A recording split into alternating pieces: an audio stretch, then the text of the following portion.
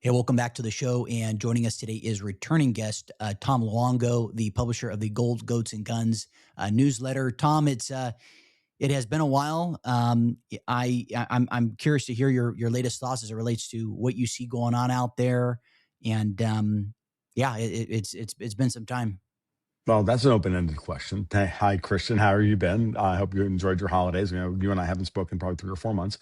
Um, so what do I think is going on? I think that watching the Steve Bannon crash out over the Epstein files is the funniest goddamn thing I have seen in quite a while. And I watched like 20 minutes of Rodney Dangerfield outtakes on YouTube this morning because I just needed to laugh. And but the screeching and the crashing out surrounding Mr. Bannon, the slovenly prick, um, the high priest, the high slovenly priest of MAGA-dom. Um, that's delicious, dude. And the funny part about it, Kristen, you and I we're talking before we hit record, and we probably did an entire podcast before it's like me and Vince Lanci. We always just like we always start secretly recording each other before we actually do the podcast whenever he's on my show. And then sometimes we put it out for the patrons, and sometimes not, because sometimes. But what we were saying earlier is that that it's funny watching, all this play out, and that I should have seen. I'd always distrusted Bannon. Right? I mean, how many times have you heard me say, like, once Navy intelligence, always Navy intelligence. Once British intelligence, always British intelligence. Once a spook, always a spook, right? That's like the first rule of all of this stuff, right? And I'm like, yeah, I don't know, blah, blah. And eventually at some point, like about a year after he left the first Trump administration, I'm like, Bannon's not saying anything interesting. Whatever. And I just I didn't pay literally 1 minute's worth of attention to the guy. Had I been paying attention to him, I would have come to the conclusion that I came to about 3 months ago, that he was running an operation. And it's because about this time last year, I was really right as Trump was hitting his stride in the first month of the administration. We were starting to watch a whole lot of people not be able to handle what he was doing, like in the commentariat. So we were watching a whole lot of people in the commentariat like misinterpret everything he's doing, right? And I said to Alon, really, you guys were winning. Like, what are you talking about? Like, we finally got what we wanted. Now you're all complaining. I watched the libertarians do this. I watched a lot of the pro-Russia crowd do it. I watched almost all of the pro-Iran crowd do it, and a variety of other people. And I'm like, again, I've said it before and I'll say it again. A lot of these people I consider my friends, and I haven't spoken to them, but consider my friends. And I was like, oh my God, really? We're going to go here? No, don't do that. And then and then after a while, I kept telling the patrons on the market report, I said, you wait, in about 6 to 9 months, everybody reverts to type. Everybody shows you who they really are. And this is not to say, like in the case of Steve Bannon, he was always, a piece of shit and always an operative, right? Always running his own agenda, his own operation. But other people, what I mean by reverting to type is, we all have our imprinting as people, right? When you're under stress, when you're anxious, when you're in fight or flight mode, you go back to the primitive you. You go back to that scared child that didn't want to be in trouble with their dad or whatever it was, right? And when you watch, and so at the end of the day, you can always go back and go, okay, so they're going to regress to this point because that's where their formative years were, or that's what their formative idea, or their thesis about how the world operates, what their model is in their head, right? Very few people have the ability to take that model and constantly shift it. I'm not busting my hand, patting myself on the back here or nothing. Like, it's hard. I've done it, but but at the same time, I also said, hey man, I'm reverting to type as well. I used to be really proud to be an American because I used to really believe in all that the schmaltzy America is the greatest city and greatest country in the world, and that the Constitution is the greatest founding political document in human history, blah, blah, blah, blah, blah, blah, blah. I still believe that. We betrayed that at many levels. And, for many, many years, I was ashamed to be an American. But now that we have the opportunity to be somewhat have a little bit of pride and to see that America is trying through Donald Trump and his administration and a lot of the people who voted for him, and that groundswell, that push within the zeitgeist to say, no, we want to fix all this. You should embrace that. Everybody should embrace it. Hell, the Russians and the Chinese are embracing it in their own way, right? And this is some of the stuff that I've talked about over the last year, that, you know, these people are not our enemies, but they had to position themselves to be in opposition to us when America was explicitly globalist and working with the, shitbag Europeans leadership, not the European people, the shitbag European leadership, the Ursula von der Satans and the Kaya Kallases and the Emmanuel Macrons and all of them. And everybody standing behind them. So the Davos crowd, for lack of a better term. And, when we were going along to get along with them, or we were allied with them, we had the special relationship with the UK. Like, of course they're going to be our adversaries and our, effectively our enemy. They have to be. It's for their own survival. They have to be.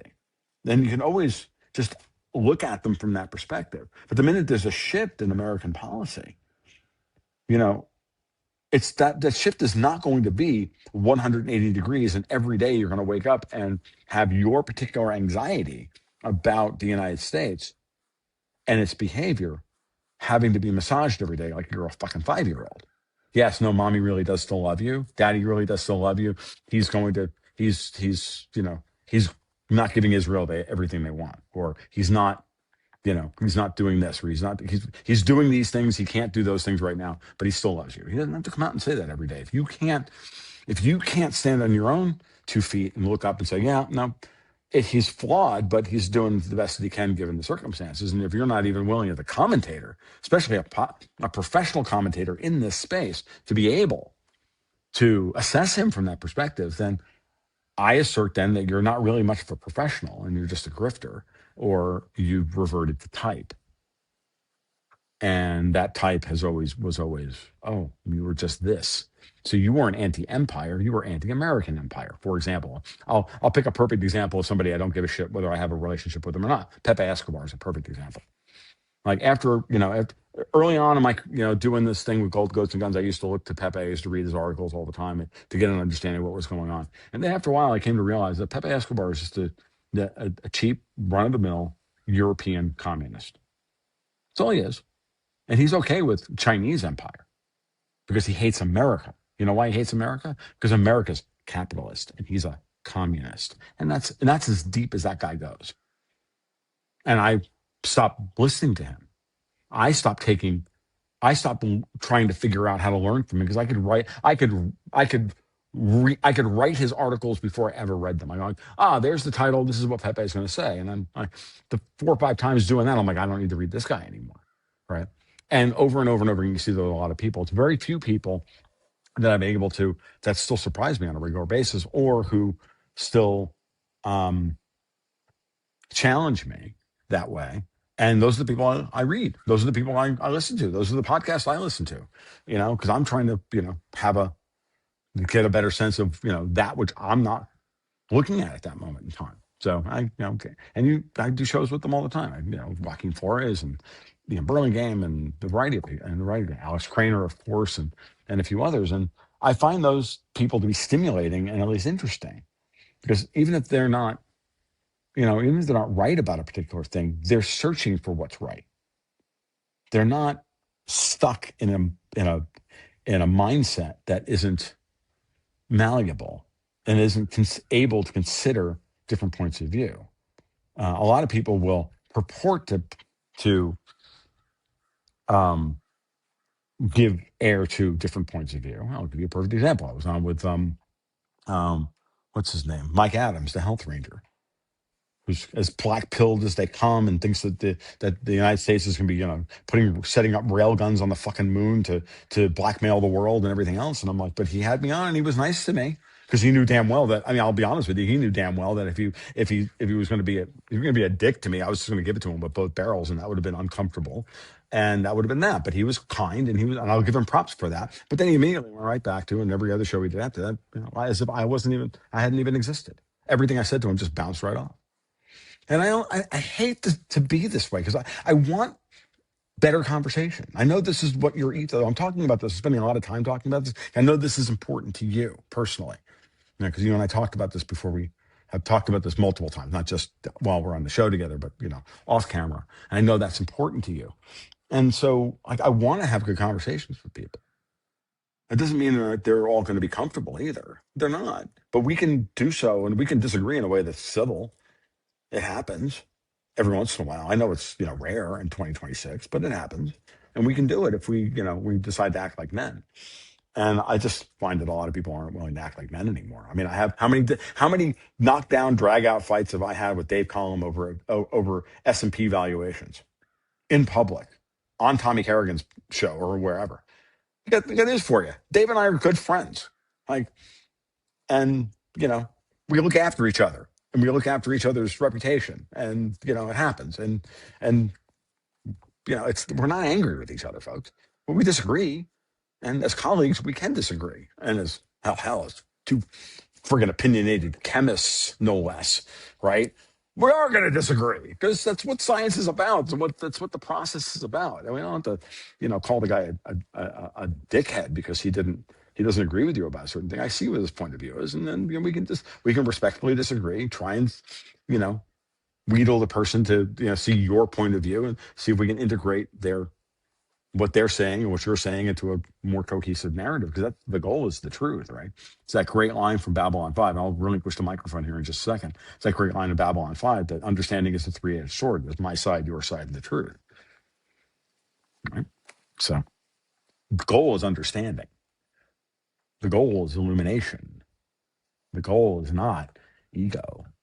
I mean, I don't need any help with my fucking ego, dude. Like, you know that.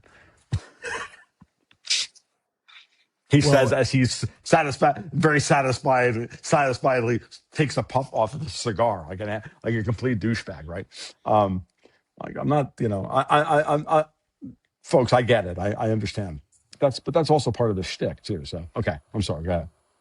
Well, I know we had spoken off camera as well about, obviously differing points of view. And for those in the audience who've been tuning into to my show, my mental model of the world and geopolitics and what's going on has continued to evolve. And I mean, for me personally, some people think I'm crazy. I really do think all the world's a stage, that it's just, I think a lot of it is theatrics. And I think there's a certain clique cabal, and it's not the group that everyone else alludes to. And I know we spoke about that off camera, which has been a topic of fascination for me, and has invariably invited censorship on my channel, at least.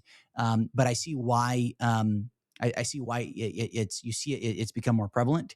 But I've had, I don't know if you're familiar with Zach Hubbard or Johnny Cerrucci. I don't know if those names ring a bell by chance, but they kind of dive into that. But that's tangential. But I think it's so important to have the discourse. And you also mentioned, Tom, about the different silos people get in, right? And the pettiness. And it's so fascinating because, I'm green to this space.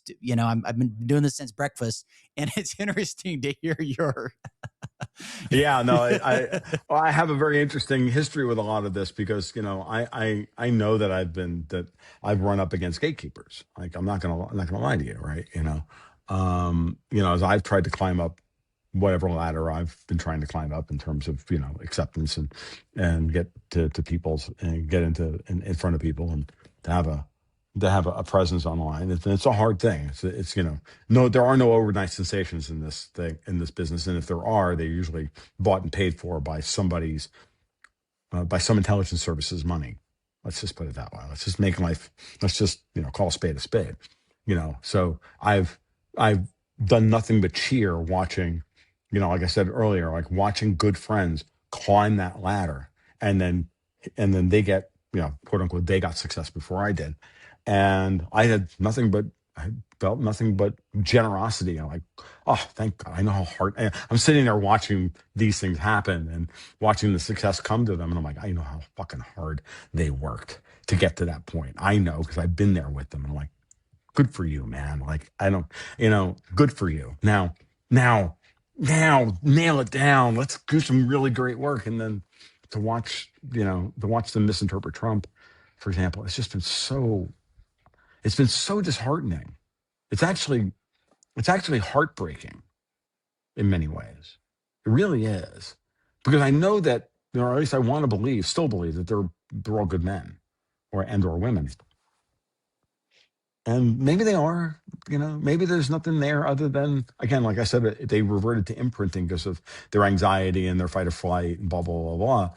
And they just allowed themselves to sit and live in that particular space. And because that's what's comfortable to them. See, this is one of the weird things. I mean, I don't want to turn this into a psychology podcast or anything, but it's come up so many times that you almost have to, you have to consider the psychology of the situation because and the reason why is, of course, we're living in an age of overlapping psyops where everybody is trying to rob you of your reason, rob you of your ability to parse reality and everything else. This is what intelligence services do. This is what the term is psyop is about. It's about seeding and then blossoming and nurturing, mis and disinformation and turn it into the truth and then set everybody against each other as opposed to having rational conversations about things and or being generous to the other person's point of view. And I'm not saying that I'm in any way, manner, shape, or form generous, because I'm not. But I'm not generous because I have a singular mission at this point. I'm hoping that one of these days that singular mission will morph into a different mission. But right now, that singular mission is we have to get the United States through this period with Donald Trump in power, such that he can break down the system. He and his compatriots break down the system that has driven us all mad and has driven us to the point of worried that tomorrow, they're going to steal this election and they're going to hang us all from lampposts. Because that's what's really driving a lot of people. Like a lot of the anxiety within the MAGA movement is there's a lot of people out there who just can't stomach the idea that, oh my God, I gave money to this guy or that guy, and if Trump loses the midterms, they're gonna the Democrats are gonna come back into power, and there's gonna be pogroms, and we're all gonna get friggin' taken behind the chemical shed and have to put in the back of our book, put two in the back of our head. Like there's a lot of that going around. You can just see it. You can see the fear on a lot of people's faces, and you can see it on the way they're reacting to the Epstein files and this and all of this stuff. And I'm like, no, you're being played. It's not that big a deal. Steve Bannon was never your friend. And why don't you just admit it and then move on? And if you did that, we're not going to be angry. I'm not going to be angry with anybody who comes clean at this point and goes, yeah, shit, the motherfucker got me too. I'm like, yeah, he did. He got me for a while. It's okay. It's okay. You're not perfect. You're a human being. Like you make mistakes. You guy's good at what he does. He should get some of this. He wasn't good at what he does.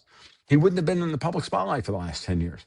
First destroying Breitbart and now trying to destroy TPUSA. And as you and I talked about earlier, my latest thing that I'm thinking is that, a guy like Bannon was brought into Breitbart after Andrew Breitbart was removed from the scene. Now, I'm trying not to be inflammatory here. I believe they killed Andrew Breitbart but that doesn't mean that he was, just because I have an opinion on this subject. But that's what I think. And then I can also come to the conclusion that I thought about all this stuff and all the circumstances surrounding Charlie Kirk's death. And I'm like, oh, but let's look at what's happened since then. How everybody's like, it's very clear what they've been trying to do, which is they've been trying to substitute, a different version of Charlie Kirk into TPUSA and then run the table with that. Same playbook? Whose playbook was that? Whose ox is really gored by this? And I'm here to tell you, it's always all roads lead to London. And it doesn't matter that all roads previously led to Amsterdam and then to Venice and then to Rome. We live in the 21st century. What matters is it's in London today. That's what matters. That's why I focus the way I do, because focusing on London, that's the thing that'll get you. I mean, that's the thing that'll get you more than anything else. Like, if you want to talk about getting flack, okay, I have not taken more flack on Twitter than in the last 72 hours or 96 hours since the latest round of Epstein files dropped. And Pam Bondi, so certainly since Thomas Massey decided to put on a dog and pony show, badly, I might add, against Pam Bondi. And I've been watching this, and I'm like, I've taken 10 times the amount of flack that I normally take on Twitter.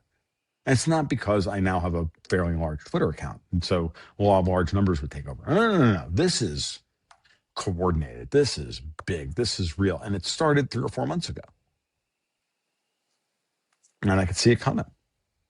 And I'm like, oh, look, they've ramped all the psyops up to 11. They've ramped all of the anti-Trump stuff up to AIDA. They've gone plaid, for Christ's sake. I know Spaceballs 2 is coming out, so we should all make Spaceballs references whenever we can, because all hell Mel Brooks said he can still make a movie at 99 years old. I don't know. All right. This is a very interesting moment in time, because this is how we're going to, if we survive this as a movement, and I'm talking about the movement that elected Donald Trump in the first place, and the movement that cheered around the world Donald Trump being elected in the first place, and we cheer what's happening in Japan, all right, and we cheer what's happening and how well Viktor Orban in Hungary has staved off the unbelievable levels of blackmail that he's had to deal with, or Robert Fico in Slovakia, or Giorgia Meloni in Italy, or there's a few others, and soon to be, it's going to be Karol Nawrocki in Poland. Like, and what could possibly happen here in the United Kingdom in the wake of Epstein, right? Keir Starmer's not going to give up power, but Rupert Lowe, by the time Starmer does decide to give up power, Rupert Lowe might become, the second coming of Oliver Cromwell. And that goes all the way back to a conversation I had with Alex over at Iran back in 2017 and 2018. I said, you guys need an Oliver Cromwell to come out of nowhere. And at the time, I thought it was Nigel Farage, and I was obviously wrong. He's clearly a City of London, catamite. But, yeah, I mean, this is what you guys need. That's what I said. I've been saying to the English now and the Irish and everybody else for, 6, 7 years now. Easily 7, 8 years, even 8 years. But the only way you're going to get to that moment is if the United States declares independence from Europe and then can present itself as a node of stability to the rest of the world. And then that's going to change the way China and Russia act. And that's going to change the way the Middle East plays itself out, organizes itself. And it's the way, and it's going to change Central and South America. It's going to change Africa. And lo and behold, what are we seeing? We're seeing Trump change the rules on the old rules-based order. He's flipping assets on the board like it's Othello. For all these black squares or black chits on the board are getting flipped over to white. Because, in my world, Donald Trump is the good guy, and, you can believe what you want. I don't really give a shit.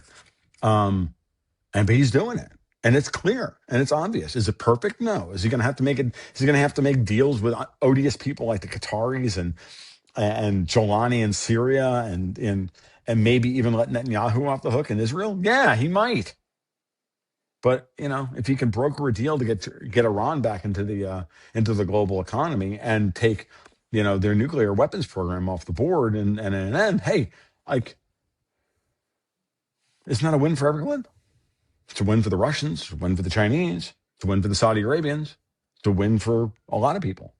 It's a win for the Americans. We no longer have to spend hundreds of billions of dollars on European and Middle East defense. We can take that money, bring it home, shore up the homeland, rebuild the failing infrastructure here in the U.S., and exhort our kids to, have babies as opposed to our oligarchs eating them. Wouldn't that be nice? Okay, so you covered quite a bit, and always do, don't I? I'm sorry. yeah. Well, one of the things I wanted to ask you, and I have to ask this, as it relates to other viewpoints, so to speak. I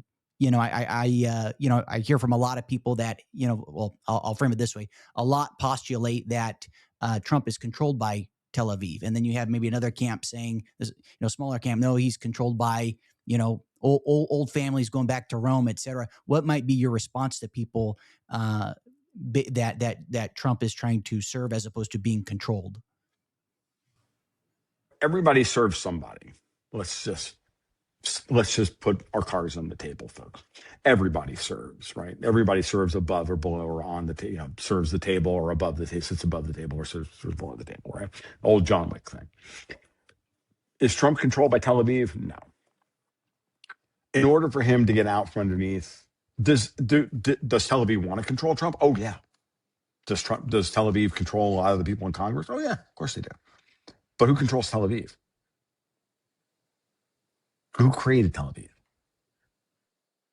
And don't tell me I that all get you. don't tell me that the hook noses are and the hawk noses aren't equally represented in this area of the country of the world. Let's just dispense with this bullshit.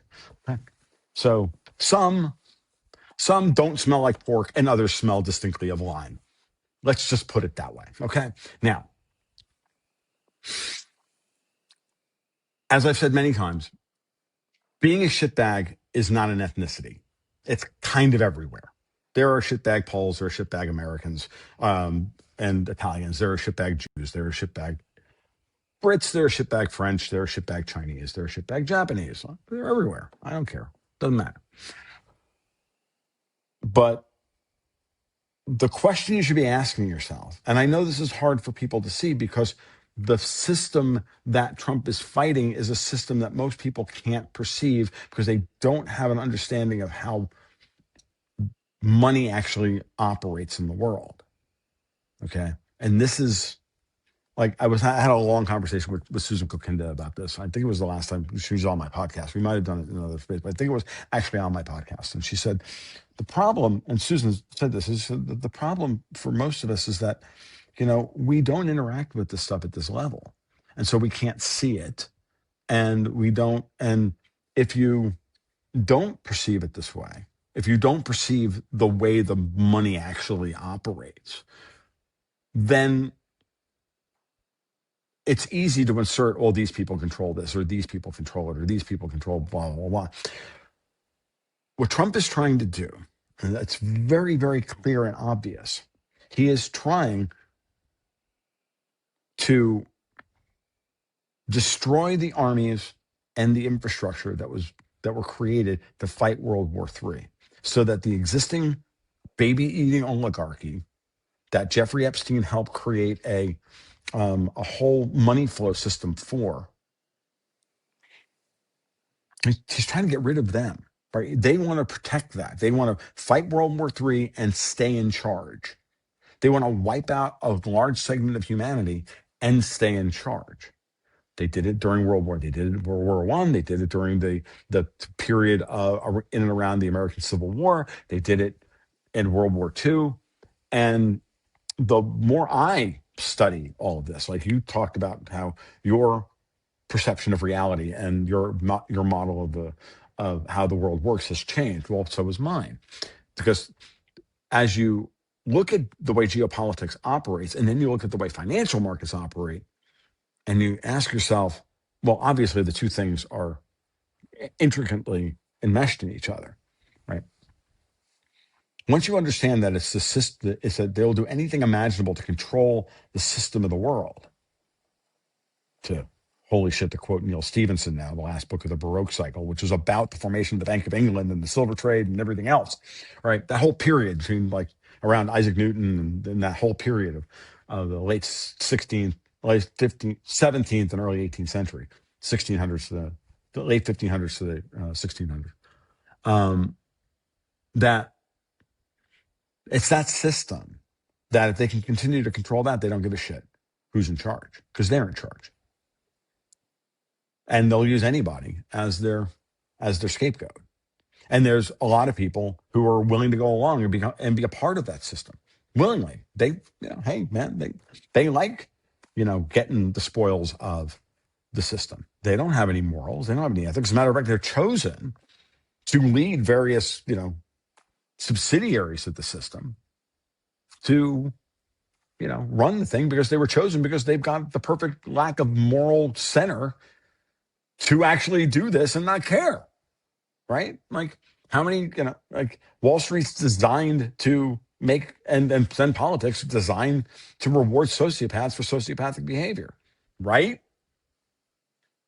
So build a system that rewards sociopaths and then, give them the spoils of the system. And the sociopaths feel like, and the psychopaths feel like, oh, yeah, this is great. I get to live in the penthouse and, fuck pay babes and the whole 9 yards, right? Like, this is the thing. Or we can realize that that system has now taken so much out of the productive economy away from people themselves, the productive members of society and the middle class, and what we like to call the middle class, or what the stupid commies will call the bourgeoisie. But they're the ones that produce the wealth that allowed the oligarchs to continue eating babies and planning the world, planning the future of humanity in their castles and their mind palaces, which is what they do when they get together at Davos or wherever. And then they just burp their bullshit ideas onto the world, and everybody has to go, oh my God, they have power. We must do what they say they was going to do. And that system is failing after multiple major human cycles. If you listen to Martin Armstrong, he'll talk about the 309-year cycle. You talk about the friggin' 300-year solar cycle. They tend to line up pretty well, by the way. There's all these different cycles, and eventually, at some point, you get a big crash, you get a big correction, you get a big move from because humans just get tired of being ruled by these people, and they want to be ruled by a different group of people. They want to be they believe in the public system, or they believe in private systems. That's the way Marty breaks down the public wave versus private waves. Right? We're coming to the end of one of those. And it's Donald Trump's job. Clearly, he's identified it. It's his job to go, yeah, that's we're going to go back to the system that, our founding 250 years ago, nearly 300 years ago, I might add. Think about the United States, pre-United States, and think about the 40 or 50 years that led up to the revolution. You realize that, yeah, we're definitely it's part of that continuum. Yeah, time for it to It's time for that system to die and for new rulers to take over. And is he going to be successful? I don't know. I don't know. But do I want him to be successful? Don't you? Because I do. So why wouldn't I fight for that? Why wouldn't I why wouldn't I spend time trying to figure out if he's doing that? If the moves he's making are moving towards that end.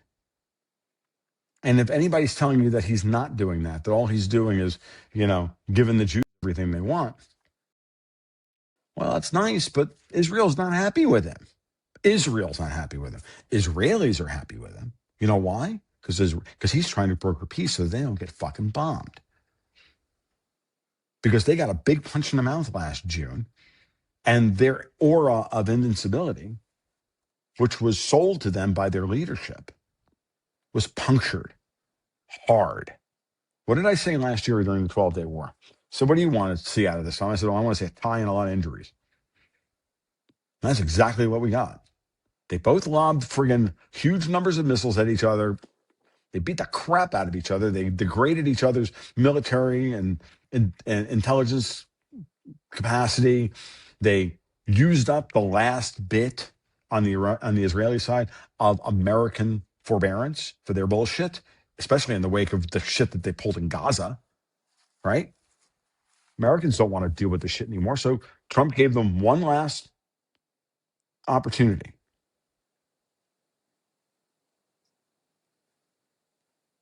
Defended them, and that said, make peace. And now he's saying the same thing to the Iranians. Make peace. Throw off the yoke of both of you. Throw off the yoke of London. Throw off the yoke of France, because Iran has got multiple problems. They've got British issues. They've got French issues. They've got all sorts of shit. Right? Get rid of it all. cut a deal. Let's get you back into the normal. Let's get you acting like a normal country. Israel, let's get Iran acting like a normal country. And hey, why don't we just trade oil? And then what does that do? That makes the Russians happy because now the international North-South transport corridor, the Trans-Caspian, that the area from the northern Caspian Sea, which the British never wanted to ever see the Russians have the ability to transport goods and services across the Caspian Sea south through Iran to the Indian Ocean, right? And same thing for China's Belt and Road Initiative, which it was Steve Bannon's job to tell everybody that Belt and Road was so terrible, and it was Radek Sikorski and the sitting British Prime Minister to tell us how evil the Russians are, and the EU to tell us how evil the Russians are. Well, they courted the Chinese all the time, but they were all playing for the same team. They were just different departments of the same team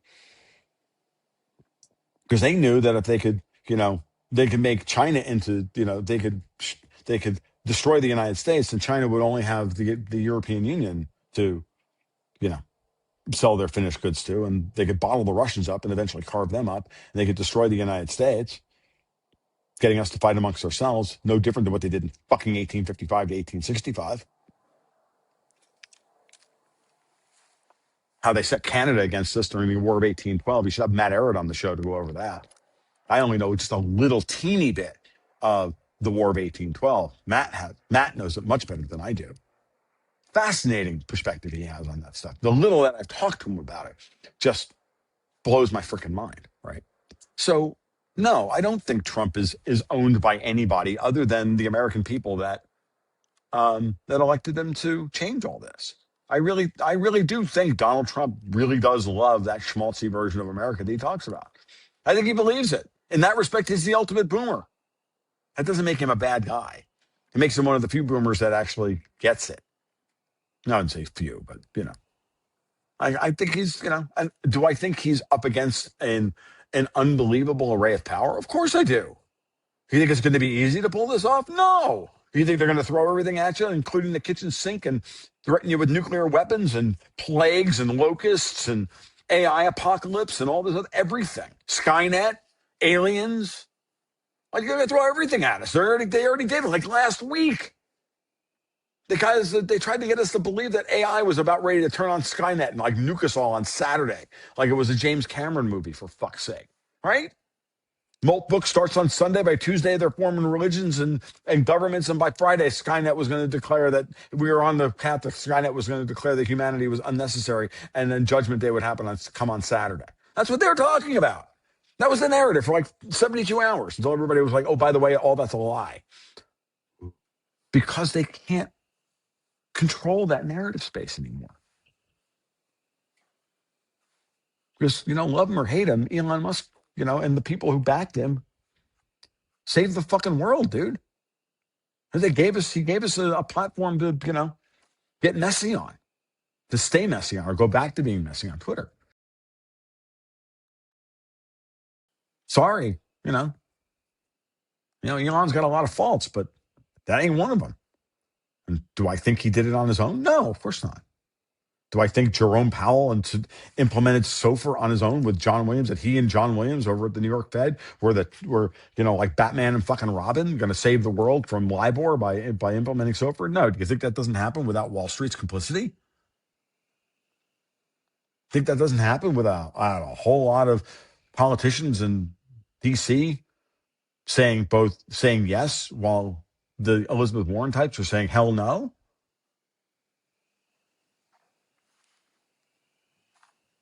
At the end of the day, I like what Powell did, but I don't ascribe to him superhuman fucking capacity or anything. He's just a guy doing his thing, taking his orders. Like, I don't think Jerome Powell's an order maker. I think he's an order taker. And but I think Donald Trump understands that he's an order maker, because the president of the United States is a singularly powerful position in the world.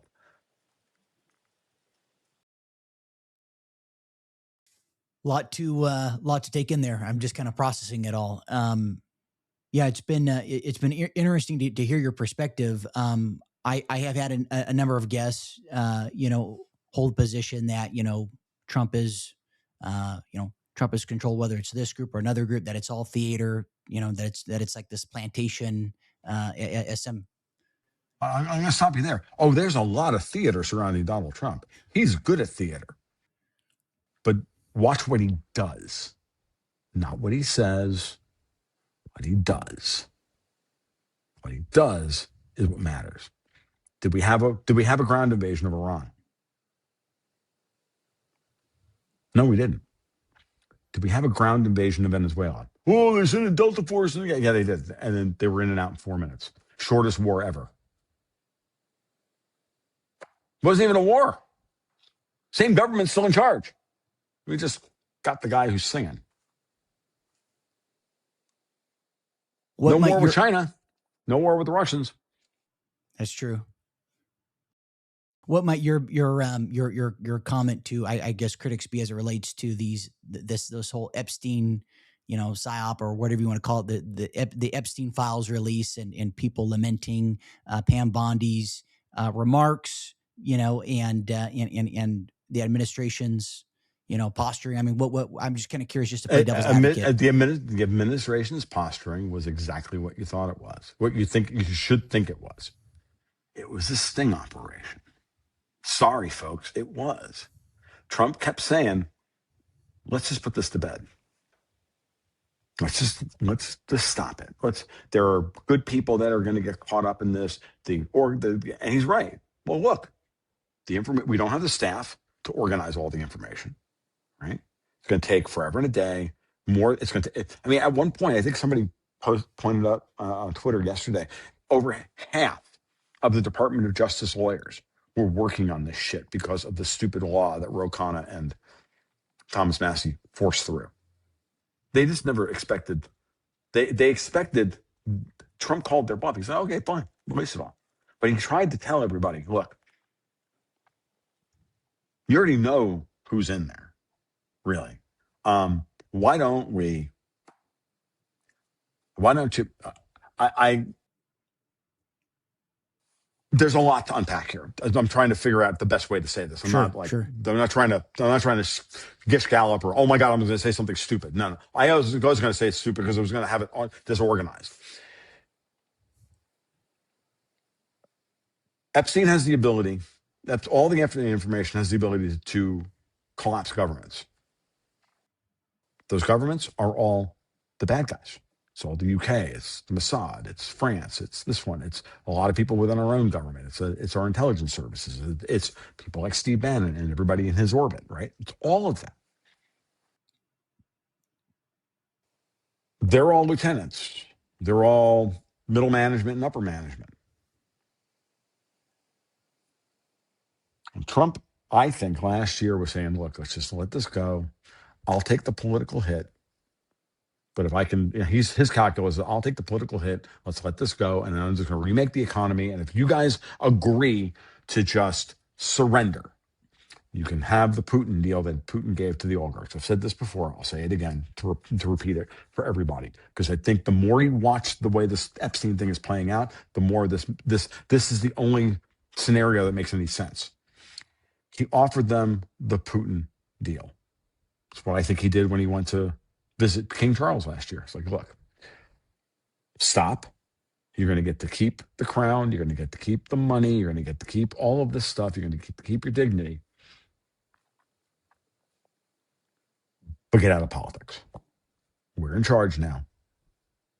The people have won. You've lost. But you get to stay. You get to, everything terrible you did, we're going to sweep it all under the rug. We're going to move forward. We're not going to litigate the past. Sometimes, whether that's the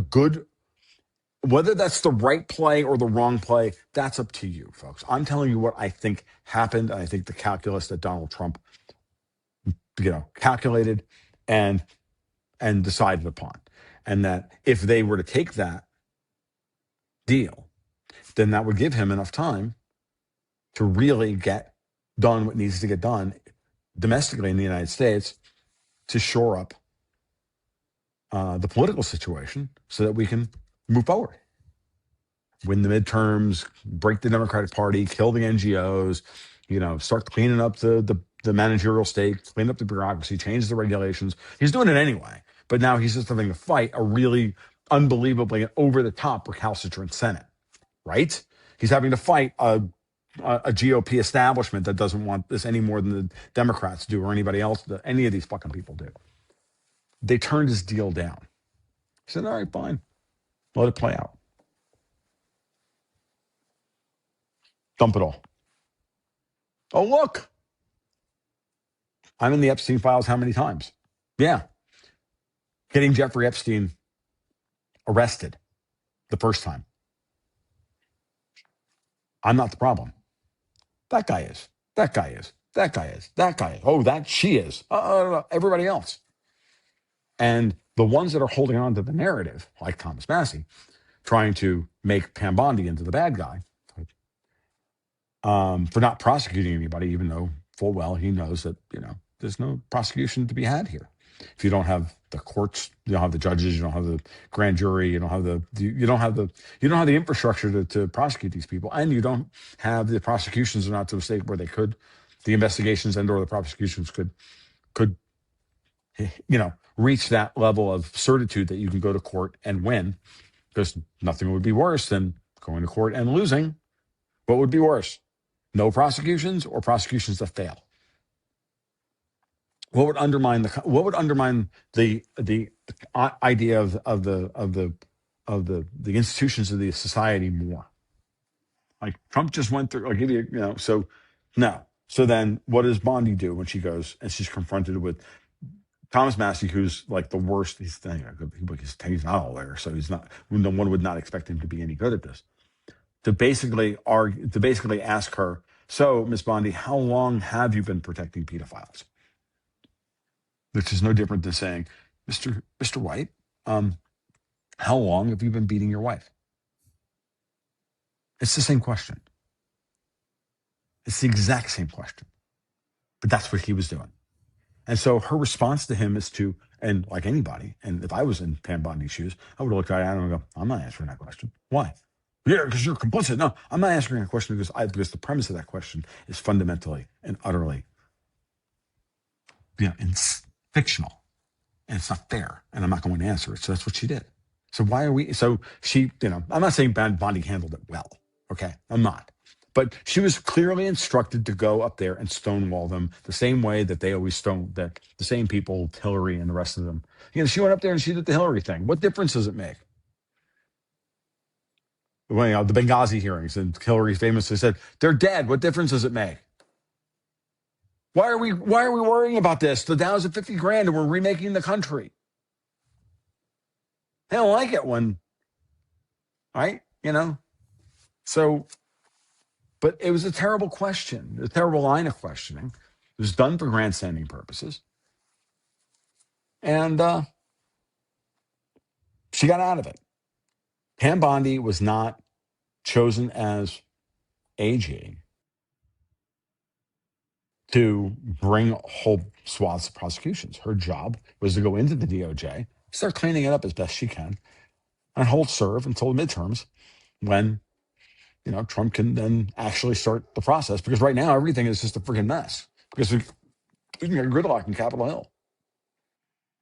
If we had a 45-seat majority in the House and this 9-seat majority in the Senate, it'd be a different story, but we don't. A 3-seat majority in the House, 3-seat majority, fake majority in the Senate. What are you going to do? And you've got a Congress that, given the right set of circumstances, would impeach and imprison Donald Trump for being Donald Trump at this point. So what do you do under that circumstance? To everybody listening to my voice, put yourself in these people's shoes. What would you do? It's easy to sit on the sidelines and vent your spleen on Twitter about how, they're protecting pedos, or they're doing this, or they're doing that. It's fine. You can do that. It's great. You don't have any skin in the fucking game.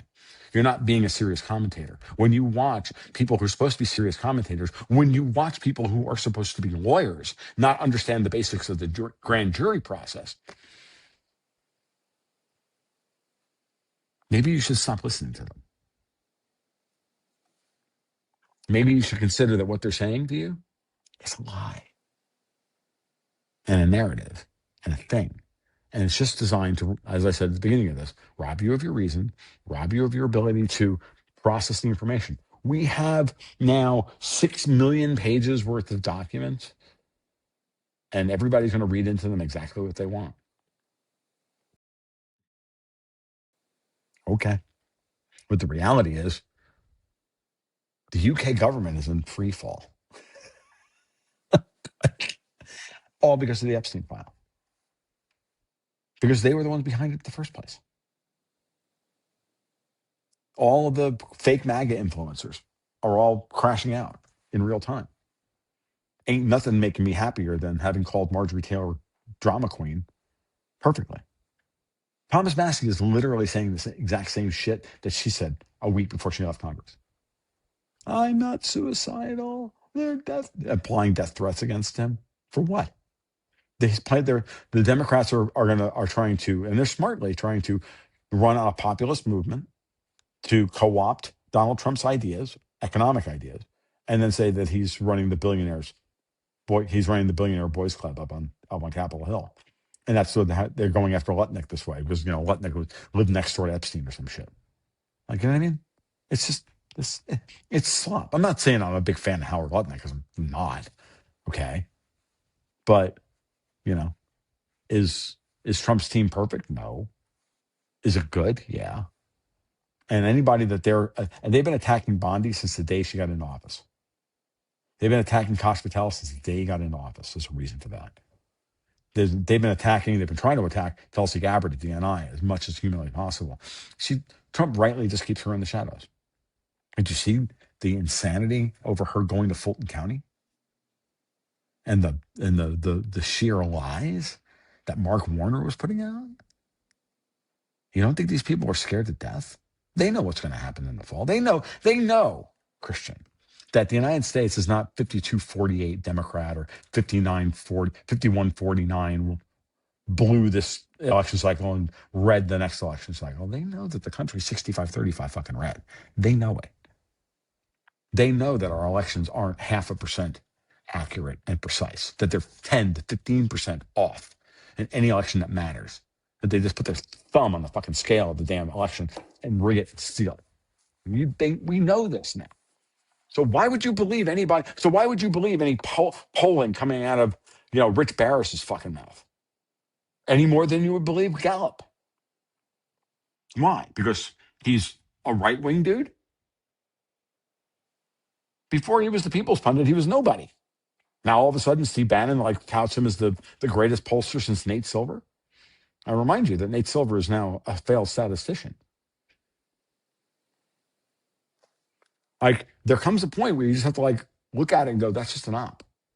That's noise. What's happening is, if the SAVE Act gets passed and the redistricting happens, and if he has to put, ICE and military at all the polling stations so that the illegals can't vote, Democrats can't win. No matter how much money Alexander Soros spends, it won't matter. So then what are they going to? So then what's their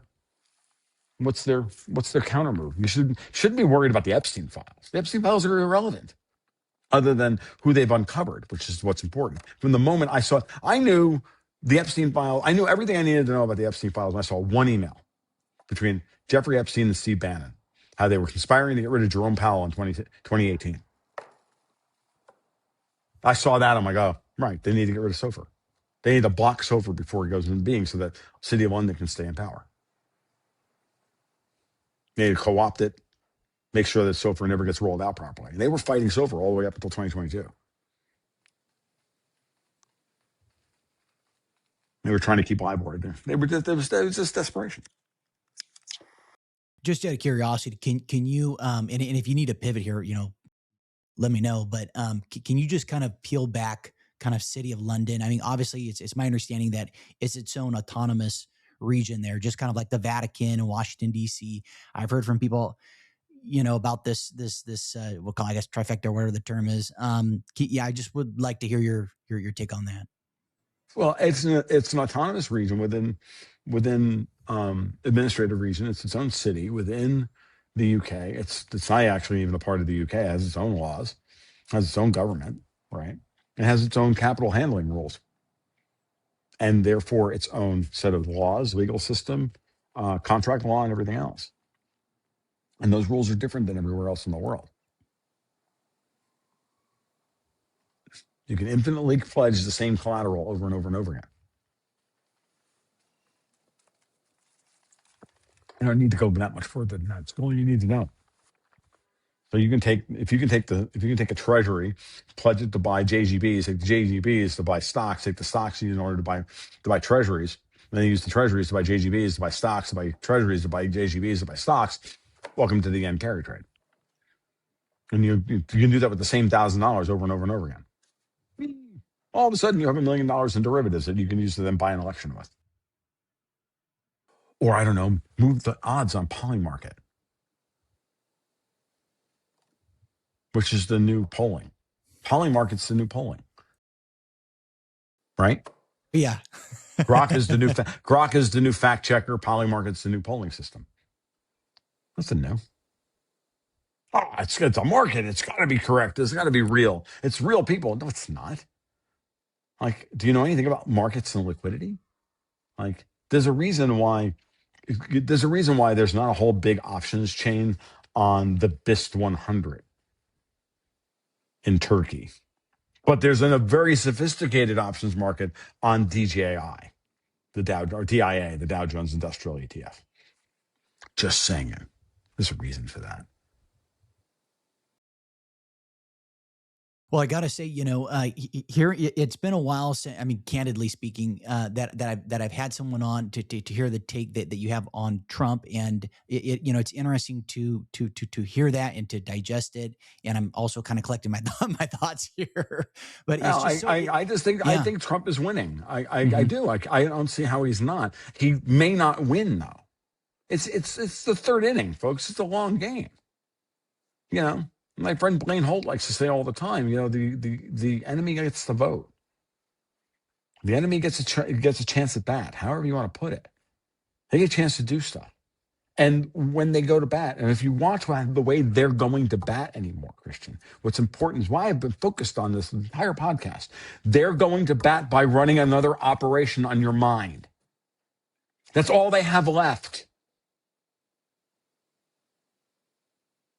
They tried bombing our freaking bond markets. It's failed. They've tried attacking the price of silver. It's failed. They've tried attacking Bitcoin. It's just Bitcoin's moving into like stronger and stronger hands. Like they can win battles. They can score runs. They can even score field, or if you use a football metaphor, they can even move the ball into position to kick a field goal every once in a while.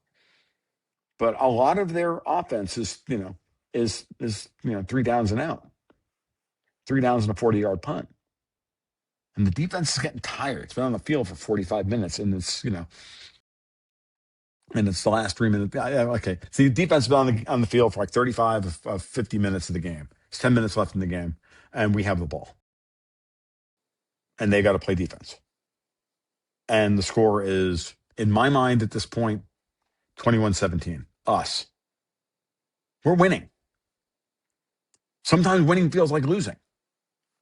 In this game, yeah, we're winning. It's 21-17, and the backup quarterback's running the offense because they knocked out the starter. Right? I can show my age. Phil Simms just went down, and Jeff Hostetler was just brought in to run the offense, and Hostetler hasn't been in a fucking playoff game in his life. All right, like this is my But at the end of the day, the quarterback and Bill Parcells' offense does not matter because it all comes down to whether the offensive line can establish its will. 3 yards in a cloud of dust. I don't care who it is, Joe Morris or O.J. Anderson or whomever. Pick a guy. Give it to the fridge. He'll move he'll hit the line and fall forward 3 yards. Like, you know what I mean? That's all they care about.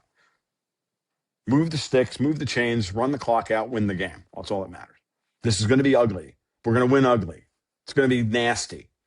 There's going to be a lot of casualties along the way. Hopefully, there won't be a lot of physical casualties, which I think Trump is trying to do. I think he's done a masterful job of it, trying to limit the number of people who've actually been killed. I mean, Davos and London have set up multiple fucking wars and conflicts that were supposed to be conflagrations that consumed millions, if not tens of millions of people. And with the exception of Ukraine, we've avoided all of those. And most of those armies are destroyed. ISIS is still on the board. It's being destroyed. IRGC was built, been destroyed. Hezbollah, the military arm of Hezbollah, been destroyed. Now we got to destroy the Turkish army. It's the biggest army that the Brits control. Erdogan in Turkey.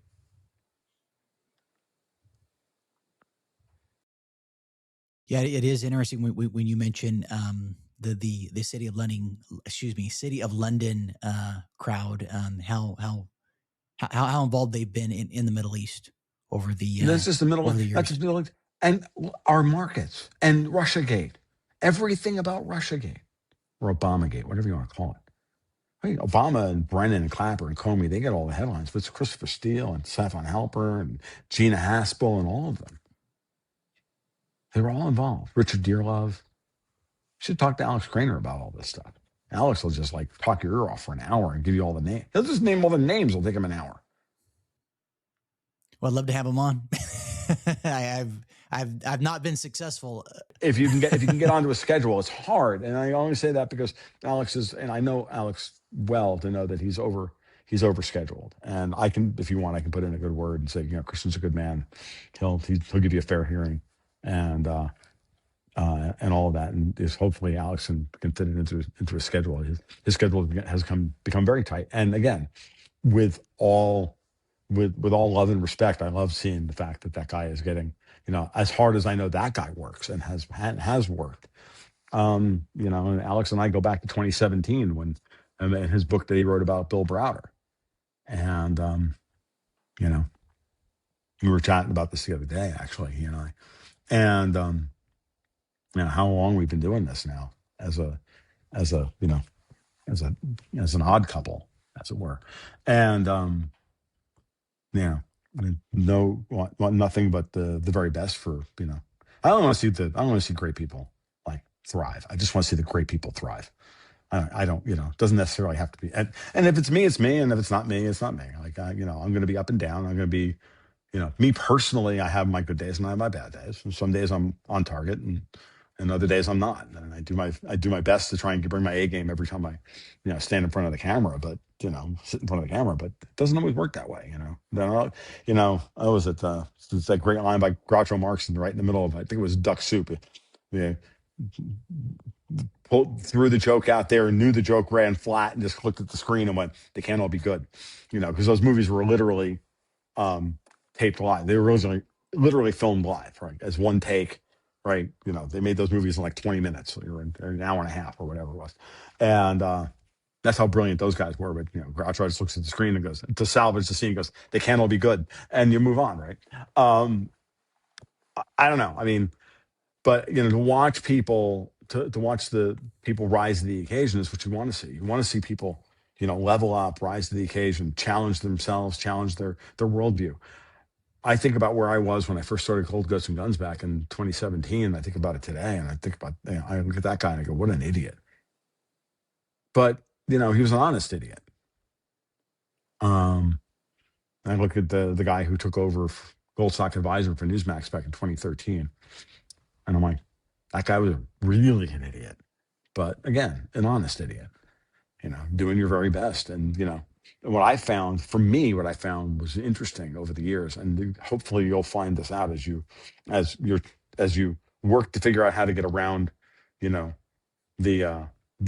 effects of going into uncomfortable places, and the places that the gatekeepers don't want you to go, and you find an audience that is willing to go with you there, right? That what your hope is that you that you grow with it, and you remain an honest idiot the entire time, because that's the best way to go about this. It's like, no, I don't know shit. You know what I know? I know that I'm just smart enough to know that tomorrow I'm going to wake up, I'm going to find something else out that I didn't know, and that's going to change everything, because that's the way the world works. Knowledge is not a state of being. Knowledge is a process, right? Science isn't consensus. It's a process. It's a method for inquisition, right?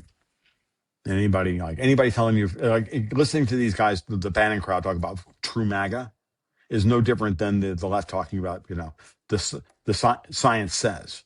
Science isn't a shit. You can't assert anything.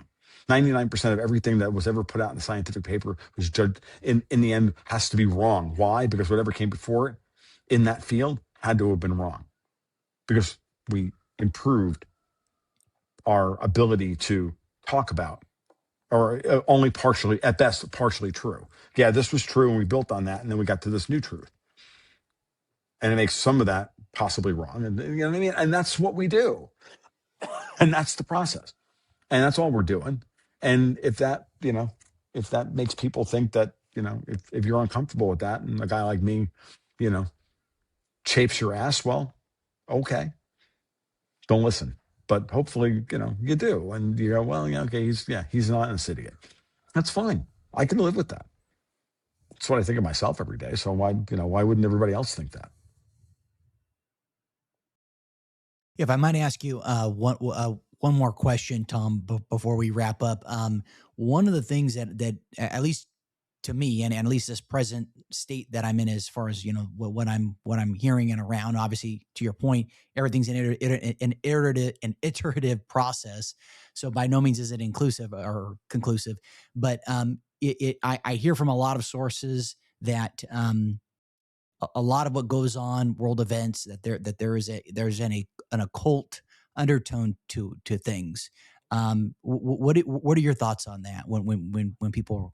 I don't discount any of it. Like, do I think they're eating babies or whatever they're doing? Probably, or some of them are. I'll be honest with you, Christian. To me, that I just take that and I go, if it's true, we need to get rid of it. If it's not true, I probably doubt that it's not true. Like, part of me really does believe these people are just vile, evil, everything you ever thought about them. Like the whole original cut of Eyes Wide Shut is, a documentary, right? That kind of thing. Do I buy into that? Yeah. I mean, I thought Kubrick was trying to tell us that when he made The Shining, for fuck's sake, right? Go watch The Shining again, and then and then all the ghosts just like label them Davos, and then rewatch The Shining. And you're Jack Torrance. Now watch that movie again and tell me that Kubrick wasn't trying to tell you something, right? Um, but honestly, I don't I don't need to know what they're doing because that, well, one, for my sanity, okay, and my sense of outrage, which was then that will wind me at the top of a clock tower with a high powered rifle and, as much ammunition as I can physically carry. So I channel that frustration, that anger, that knowledge. And even if it's not as bad as that, and it's just they just like being in charge and then see people as chattel slaves and tax cattle to be farmed, I find that just as offensive. They want to take it to actual cattle where they like eat us and shit, like that's fine. But just the idea of metaphorically turning us into tax cattle, that they have every right to destroy our lives and metaphorically consume our lives through time that they waste and the time that they steal from us and all of that. That's enough.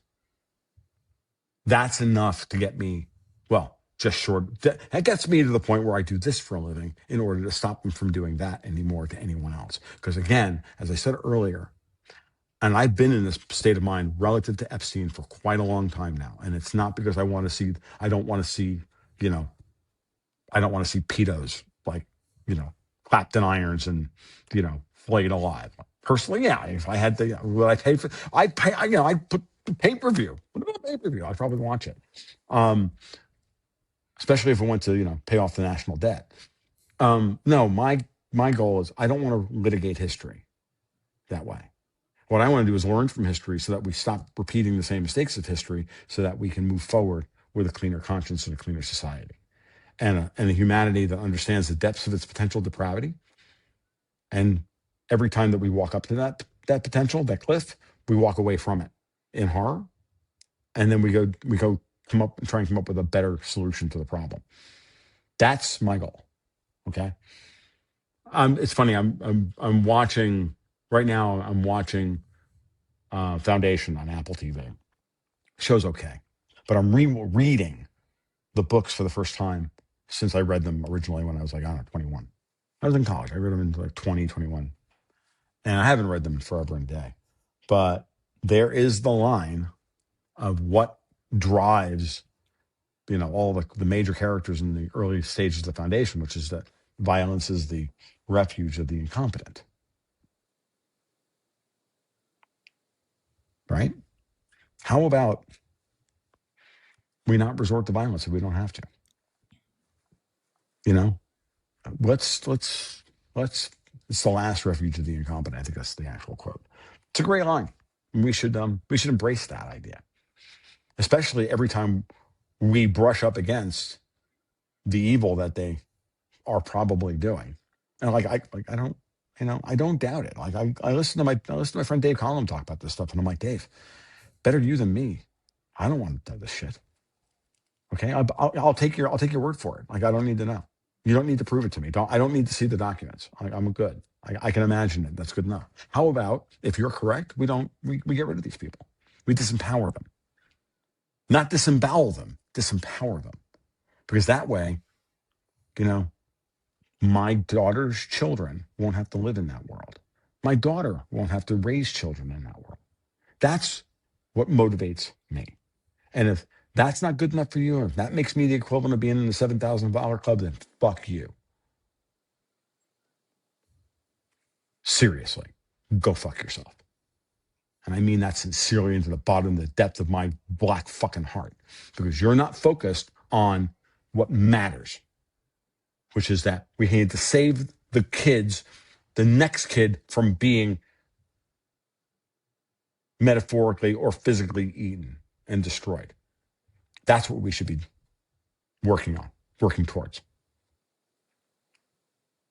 And if it comes to violence, well, do as little of it as possible and for the maximum amount of change.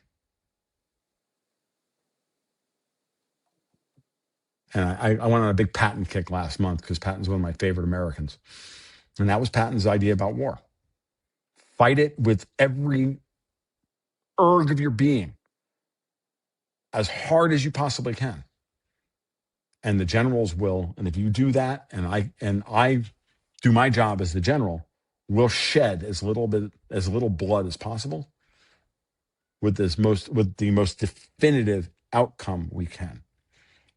Go back and look at Patton's march across Europe and realize how few Germans he actually killed, no matter how much he said, let's go kill Germans. Then look at the number of Germans he killed versus wounded versus captured. And the numbers are staggering. For every one German soldier Patton's army's killed, they captured 20, 25. Those are 25 lives saved.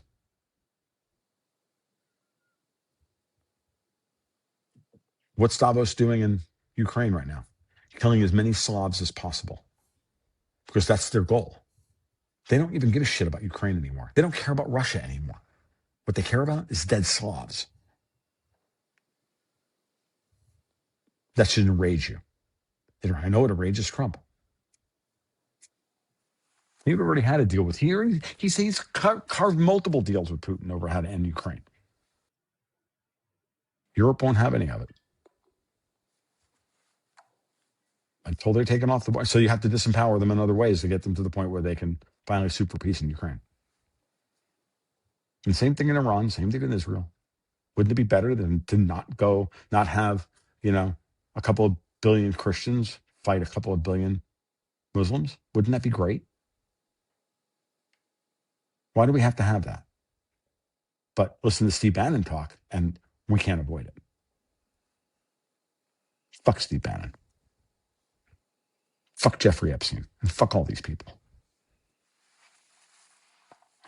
I think we should leave it there. Very well. Well, Tom, I appreciate you carving out the time.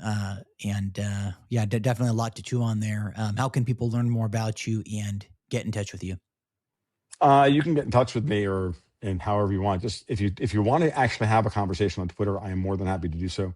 But don't come at me with both barrels, bro, because the block button. I'm in the mode now where I assume everybody's a freaking bot and I just block everybody at this point. I'm not going to have people engagement farm off of my Twitter feed, but TFL1728 on Twitter, my DMs are open. You're more than welcome to, you know, chat with me on a regular basis. Goldgoatsandguns.com, and of course Patreon/goldgoatsandguns, where we do the market reports and the private server. You have access to me directly, and of course a monthly newsletter where we have a portfolio and all the rest of it. So that's the drill. If you want to, support what we do, and you want to support the mission of, fuck Steve Bannon, stop giving Robert Barnes $10. Give it to me and Dexter White.